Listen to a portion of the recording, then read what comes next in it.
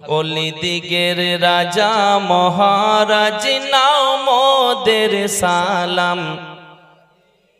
আব্দুল কাদের জেলানি কৃপা করে রাখো মোদের লাজ, কৃপা করে রাখো মোদের লাজ।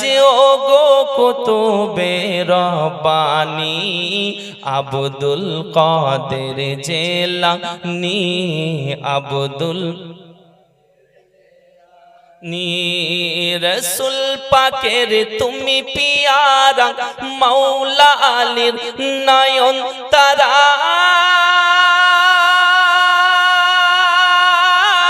মা ফাতেমার প্রাণের দুলাল, হাসান হোসাইনের জিগার পারা।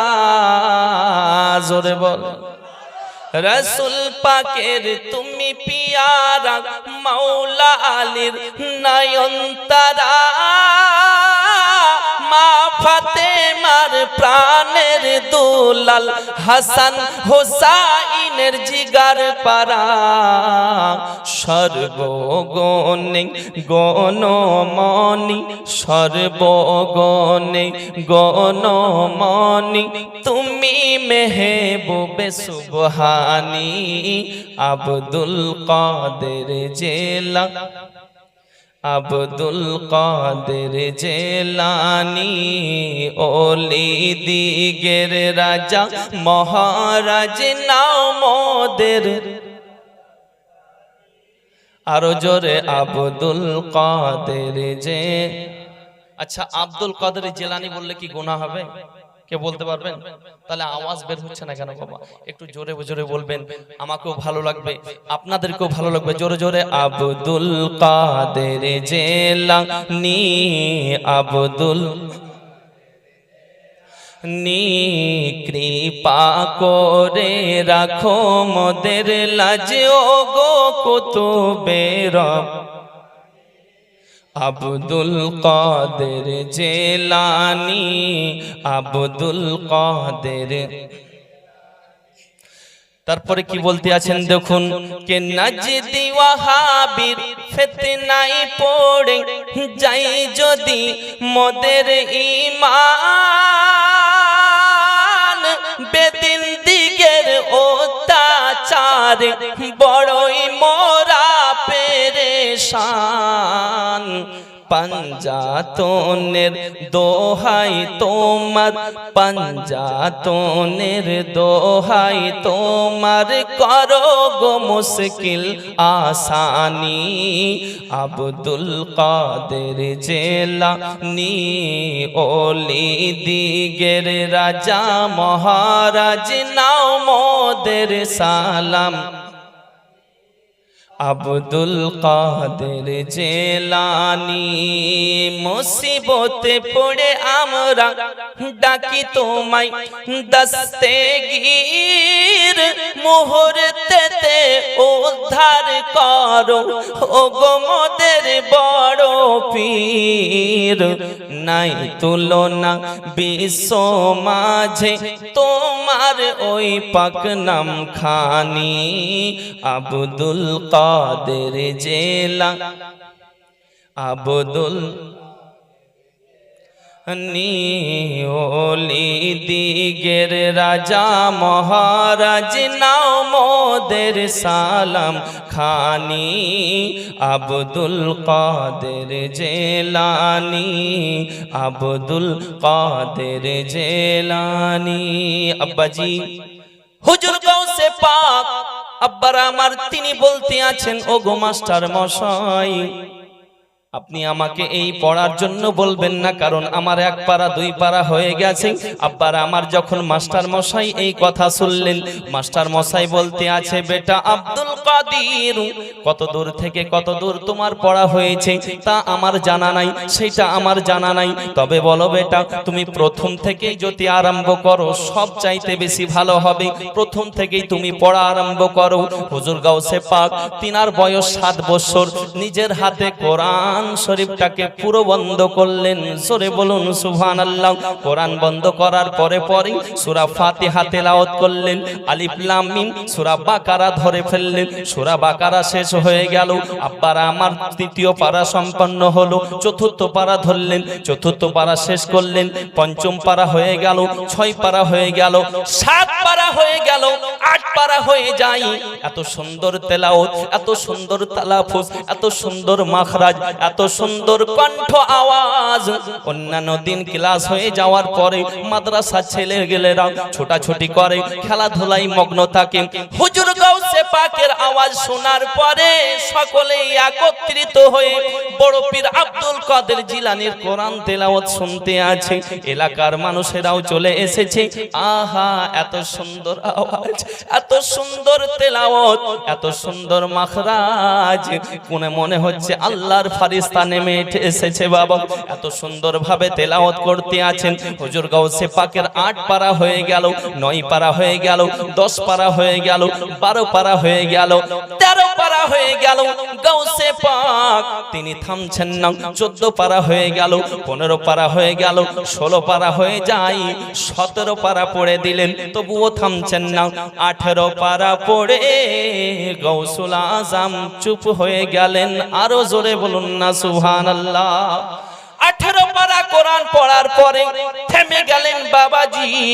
মাদ্রাসার শিক্ষক বলতে আছেন, বেটা আব্দুল কাদের, বলো বলো বলো বলো, তুমি কি ফারিস্তা নেমে এসেছো নাকি? তুমি আমাদের পরীক্ষা নিতে এসেছো নাকি? এত সুন্দর তোমার কোরআন তেলাওয়াত, এত সুন্দর তোমার তালাফুজ, এত সুন্দর তোমার মাখরাজ বেটা, তবে কথা বলতে হবে, এই কোরআন তুমি কোথায় শিখেছো? জোরে বলুন সুবহানাল্লাহ। এই কোরআন তুমি কোথায় শিক্ষা করেছো? এই কোরআন তুমি কোনো স্কুলে শিখেছো নাকি? এই কোরআন তুমি কোনো মক্তবে শিখেছো নাকি? এই কোরআন তুমি কোনো পাঠশালায় শিখেছো নাকি? এই কোরআন তুমি কোনো মাদ্রাসায় শিখেছো নাকি? এই কোরআন তুমি কোনো কলেজে শিখেছো নাকি? এই কোরআন তুমি কোনো ইউনিভার্সিটিতে শিখেছো নাকি? এই কোরআন কোনো শিক্ষকের কাছে শিখেছো নাকি? সাথে সাথে হুজুর গাউসে পাক পিরানে পীর দস্তগীর বলতে আছেন, ওগো মাস্টার, ওগো হুজুর, দয়া করে আমার কথাটা শুনবেন। এই কোরআন আমি মা আব্বারা আমার বলতে আছেন, হুজুর গাউসে পাক, এই কোরআন আমি কোনো স্কুলে শিখি নাই, কোনো মাদ্রাসায় শিখি নাই, কোনো মক্তবে শিখি নাই, কোনো পাঠশালায় শিখি নাই, কোনো কলেজে শিখি নাই, কোনো ইউনিভার্সিটিতে শিখি নাই। এই কোরআন আমি শিক্ষা করেছি আমার মায়ের পেটের ভিতর থেকে। আরো জোরে বলা যাবে না সুবহানাল্লাহ। হুজুর গাউসে পাক বলতে আছেন, হুজুর আমার মা 18 পারা কোরআনের হাফিজা, তাই আমি গাউসুল আজম 18 পারা কোরআন শুনিয়েছি। খোদার কসম, আল্লাহর কসম করে বলি, আমার মা জননী যদি 30 পারা কোরআনের হাফিজা হতেন, আমি আব্দুল কাদের জিলানী 18 পারা কোরআন বলে থেমে যেতাম না। আমি আব্দুল কাদের আরো 12 পারা কোরআন সম্পূর্ণ করার পরে 30 পারা কোরআন পড়ে আমি পুরো খতম শোনাতাম। আরো জোরে বলুন না সুবহানাল্লাহ। তার জন্য বলবো, গাছ তুমি কেমন ফলে তোমার পরিচয়, মা তুমি কেমন সন্তানের তোমায় পরিচয়। ওগো মা জননী, সন্তান যখন পেটের মধ্যে থাকবে তখন ক্যারাম বোর্ড খেলো না গো মা। সন্তান তোমার যখন পেটেতে থাকবে তখন মোবাইলে গান বাজনা দেখবে না গো মা। সন্তান যখন পেটে থাকবে স্বামীর সঙ্গে মারপিট করো না, স্বামীকে খারাপ কথা বলো না, স্বামীকে আঘাত দিও না মা। সন্তান যখন তোমার পেটে থাকবে কখনো কোনো অশ্লীল কথা বলো না। সন্তান যখন পেটে থাকবে তুমি জিকির করতে থাকো, তুমি ওজিফা করতে থাকবে, নামাজ পড়তে থাকবে, তাহাজ্জুদ পড়তে থাকবে, আল্লাহর ইবাদতের মধ্যে তুমি পুরো সময়টাকে গুজরাবে, পুরো সময়টাকে অতিবাহিত করবে। যদি পারো মা তাহাজ্জুদের নামাজ তুমি আদায় করবে, সন্তান পৃথিবীর বুকে আসবে, গাউসুল আজম হয়ে আসবেন। জোরে বলুন সুবহানাল্লাহ। সন্তান পৃথিবীর বুকে আসবে হুজুর খাজা গরিবে নওয়াজ হয়ে, সন্তান পৃথিবীর বুকে আসবে হুজুর আব্বার আমার আলা হযরত আজিমুল বরকত মুজাদ্দিদুদ্দিন মিল্লাত হুজুর ইমামে আহমদ রাজা হয়ে সন্তান যখন পৃথিবীর বুকে আসবে বাবা, হুজুর দাতা মেহুশা হয়ে, ওগো মা সন্তান পেতে টাকা খালি তুমি খারাপ এমন কোন কর্ম করো না, না হলে সন্তান পৃথিবীর বুকে আসার পরে তোমাকে আর দেখতে পারবে না, তোমার সঙ্গে মেল মোহাব্বত ঠিকঠাক রাখবে না, কারণ সন্তানকে কালচার দিতে হবে। একমাত্র তারা পারবে, মা একমাত্র সন্তানকে কালচার দিতে পারে, কারণ মা হলো মেন, মা সর্বদা বাড়িতে থাকে। মা যেমন তাই কিতাবের মধ্যে বলে, তাই কথার মধ্যে বলে, গাছ তুমি কেমন ফলেই তোমার পরিচয়, মা তুমি কেমন সন্তানেই তোমার পরিচয়। মা যদি ভালো হয় সন্তান ভালো হবে। জোরে বলুন সুবহানাল্লাহ। নাহলে বাবা যে স্বামীর পায়ের নিচে জান্নাত, জান্নাত কিনা বাবা? আমার নবী পাক বলতে আছেন, পৃথিবীর মানুষ তোমরা শুনে নাও, আমার নবী বলতে আছেন শুনে নাও, আল্লাহ রাব্বুল আলামিন আল্লাহ পাক আল্লাহ তাআলা যদি আল্লাহর পরে পরে কাউকে যদি সাজদার হুকুম দিতেন, সাজদার জন্য আদেশ দিতেন, তো প্রত্যেকটি মেয়েকে বলতো তোমরা তোমার স্বামীর পায়ে সাজদা করো, তোমরা তোমার স্বামীর পায়ে সাজদা করো, কারণ প্রত্যেকটি স্বামীর পায়ের নিচে তার স্ত্রীর জান্নাত, আর প্রত্যেকটি মায়ের পায়ের নিচে তার সন্তানের জান্নাত। আরো জোরে বলা যাবে না সুবহানাল্লাহ? আব্বাজি ও ভাইজানেরা, কিন্তু বাবাজি অনেক বাড়িতে দেখি স্বামী স্ত্রীর যদি মেল হয় মাকে দেখভাল হয় না। আমি বলবো গো বোন, ওগো মা তোমাকে বলবো শুনে নাও, তোমার সঙ্গে তোমার যদি স্বামীর একটু ঝগড়া হয়, স্বামীকে কখনো খারাপ কথা বলো না, স্বামীকে কখনো আঘাত লাগা কথা বলো না, কারণ স্বামী যদি নারাজ হয়ে যায় আল্লাহ তোমার প্রতি নারাজ হয়ে যাবে, আল্লাহ রাসূল তোমার প্রতি নারাজ হয়ে যাবে, তোমার কোনো ইবাদত কর্মের মধ্যে আসবে না। আর আমি প্রত্যেকটি মাকে বলবো, প্রত্যেকটি ভাইদেরকে বলবো, তোমরা তোমার মাদেরকে ভালোবাসবে, কারণ নবী বলেছেন, আল্লাহ পাক বলতে আছেন শুদ্ধ ওয়াবিল ওয়ালিদাইনি ইহসানা, তোমরা তোমার মা বাপের সঙ্গে সৎ ব্যবহার করো। শুধু ওয়াজ শুনলে হবে না, মা বাপের সেবা যত্ন করতে হবে। কারণ হলো একটাই, মা বাপের সেবা না করার কারণে একজন সুবহানাল্লাহ হজ করেছে 27 বছর ধরে, যার নাম মুহাম্মদ বিন ইব্রাহিম। 27 বছর হজ করার পরে একটাও হজ খোদার দরবারে কবুল হয়নি, কারণ মাকে একটা শুধু ধাক্কা দিয়েছিল। কি করেছিল? ধাক্কা দিয়েছিল, মা জমিনে পড়ে গেছিল, মা হাত উত্তোলন করে বলেছিল, আয় আল্লাহ, যে সন্তানের জন্য আমি সারা জিন্দেগি কাটিয়ে দিলাম, যে সন্তানকে এত কষ্ট করে নিজে না খেয়ে, নিজের মুখে রুটি না উঠিয়ে আমি আমার ছেলেকে সুন্দরভাবে খাইয়ে দাইয়ে এত বড় করেছি, আজকে নিজের বিবির জন্য আমি মা আমাকে লাত মেরে জমিনে ফেলে দিল, আয় আল্লাহ তুমি তাকে জাহান্নামী বানিয়ে দেবে।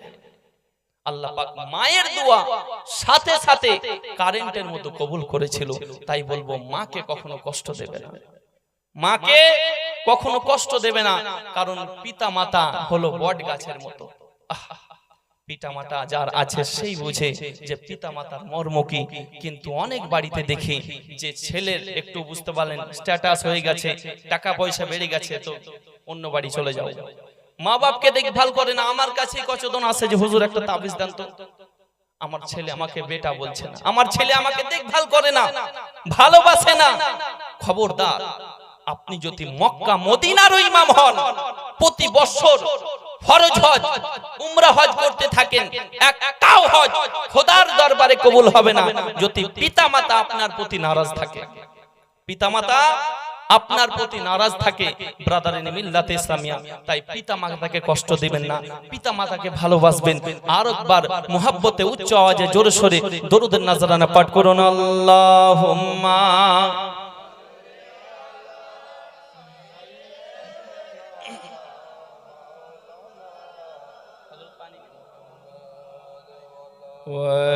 ওয়ালালি सईदीना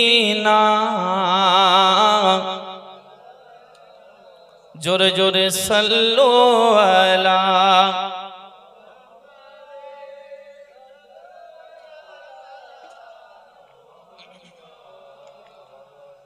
हरदम ज़ुबान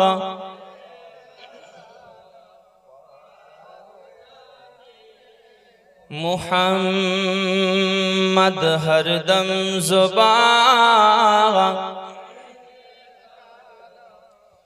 शफियाना मुहम्मद सल्लल्लाहु ताला अलैहि वसल्लम। ब्रादार इन मिल्लात इस्लामिया, তাই বলবো যে প্রত্যেকটি বোনকে বলবো, বোন তুমি তোমার শাশুড়ি মাকে ভালোবাসবে, আর প্রত্যেকটি মায়েদেরকে বলবো যে তোমরা তোমাদের বৌমাকে ভালোবাসবে। কারণ হলো একটাই, নিজের বেটি উঠছে সকাল 9টার সময়, আর বৌমা যদি উঠে যে 8টার দিকে, তবু বলছে কেমন বাড়ির কালচার, এত লেটে উঠছে। নিজের বেটির বিচার আলাদা, বৌমার বিচার আলাদা। এইটা করবেন না, কারণ আপনার বেটিও অন্য বাড়িতে বৌমা সেজে যাবে একদিন, হ্যাঁ কি না গো? যাবে। অর্থাৎ আমি উভয়ের জন্যই শিক্ষার জন্য বলছি যে বৌমাকে যদি বেটির আসনে বসান, বৌমা কষ্ট পেয়েছে, অসুস্থ শরীর, আপনি গিয়ে যদি একটু হাতে মুখে একটু পানি দিয়ে দেন, একটু খাইয়ে দেন, যদি এমন অসুস্থ হয়ে পড়ে আছে একটু যদি দেখভাল করেন, আপনার অসুস্থতার সময়তে আপনার বৌমা নিজের বেটির মতো আপনারও সেবা করবে, করতে বাধ্য হবে।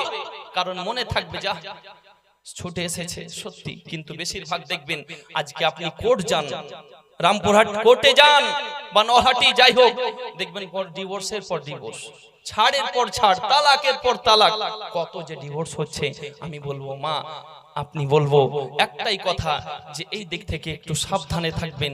স্বামী এবং স্ত্রী উভয়ের হচ্ছে লিবাস। স্বামী হলো স্ত্রীর পোশাক, স্ত্রী হলো স্বামীর পোশাক। জোরে বলেন সুবহানাল্লাহ।